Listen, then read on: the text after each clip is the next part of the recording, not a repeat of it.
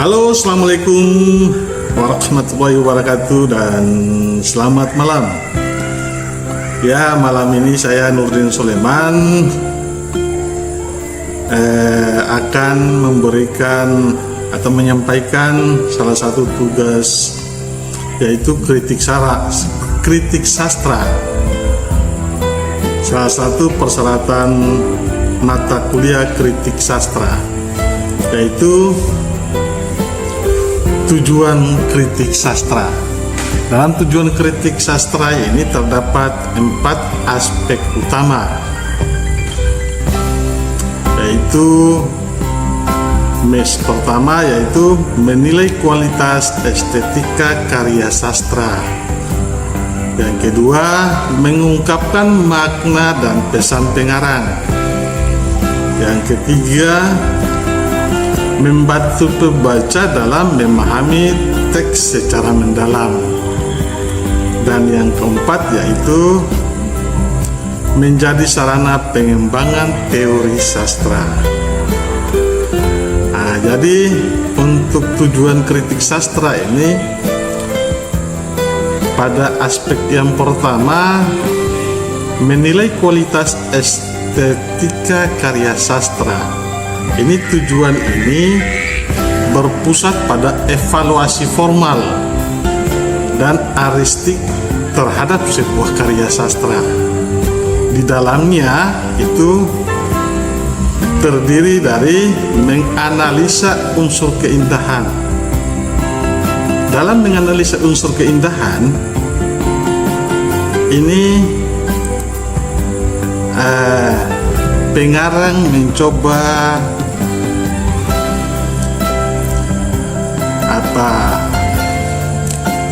mengevaluasi bagaimana unsur-unsur pembangunan karya, seperti diksinya, gaya bahasanya, rima, ritme, alur, dan penokohan. Jadi bekerjasama untuk menciptakan efek aristik dan emosional yang unik dalam sebuah karya sastra. Kemudian masih pada poin A, yaitu mengukur orisinalitasnya.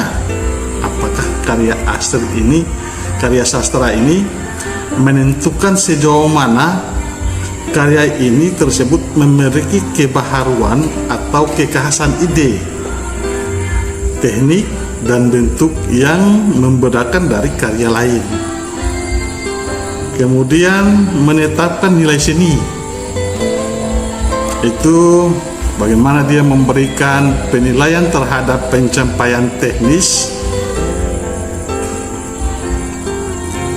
dan kesempurnaan bentuk karya yang pada akhirnya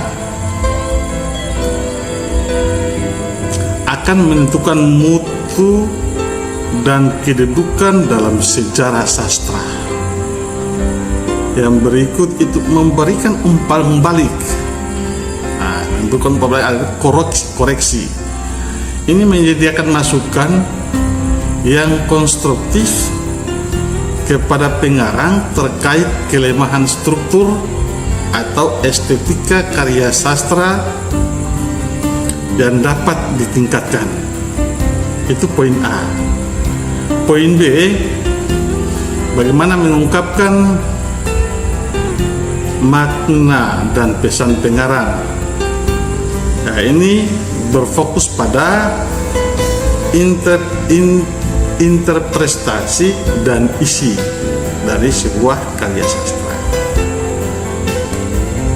Nah, dalam mengungkapkan makna dan pesan pengarang ini terdapat 3 poin utama yang harus diperhatikan. Yang pertama itu poin menginterpretasi tema dan amanat. Di sini itu menganalisis dan menjelaskan inti persoalan, yaitu tema dan ajaran moral atau filosofis dalam sebuah karya sastra. Di dalamnya itu memuat sebuah amanat pesan yang ingin disampaikan oleh penulis. Kemudian poin berikut itu menggali pandangan dunia pengarang. Itu bagaimana dia mengidentifikasi dan menjelaskan ideologi kritik sosial atau sikap hidup pengarang yang melandasi penciptanya karya sastra atau terciptanya karya sastra. Menyikap makna yang tersirat dalam sebuah karya sastra, yaitu sini dia menerjemahkan bahasa figuratif atau figuratif, simbol yang digunakan pengarang menjadi pemahaman yang jelas dan eksplisit. Kemudian bagian ketiga yaitu membantu pembaca memahami teks secara mendalam. Di sini saya fokus pada apresiasi dan edukasi. Dalam membantu pembaca memahami teks secara mendalam, sini itu terdapat 3 poin. Poin pertama, mendekatkan karya sastra kepada pembaca. Poin kedua yaitu meningkatkan apresiasi untuk menumbuhkan kecintaan dan kemampuan membaca untuk menghargai dan menikmati nilai-nilai aristik serta isi yang mendalam dalam suatu karya sastra. Kemudian menyaring dan merekomendasikan. Ini di sini memberikan penilaian yang membantu pembaca memilih karya sastra yang bermutu dan relevan untuk dibaca. Kemudian poin terakhir yaitu menjadi sarana pengembangan teori sastra. Ya, di sini saya fokus pada keilmuan dan akademisi. Jadi tujuan ini itu menguji teori yang ada. Penerapan teori-teori sastra seperti strukturalisme, feminisme, atau resepsi pada karya baru untuk menguji dan memvalidasi relevansi dan daya jelajah teori tersebut. Kemudian yang berikut itu menemukan pendekatan baru dalam keilmuan dan akademis. Melalui analisis mendalam terhadap fenomena sastra yang unik, kritik dapat mendorong perumusan dan pengembangan prinsip-prinsip atau teori baru. Dan yang terakhir, mendukung perkembangan kesusastraan. Di sini akan menjadi katalis yang mendorong laju kemajuan sastra suatu bangsa dengan menginspirasi pengarang melalui kritik ilmiah dan membuka wacana pemikiran baru.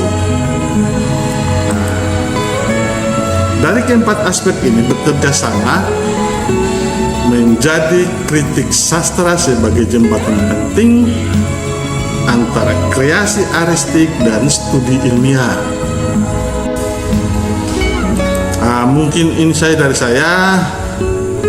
Lebih dan kurangnya saya ucapkan wabillahi taufiq wal hidayah. Wassalamualaikum warahmatullahi wabarakatuh.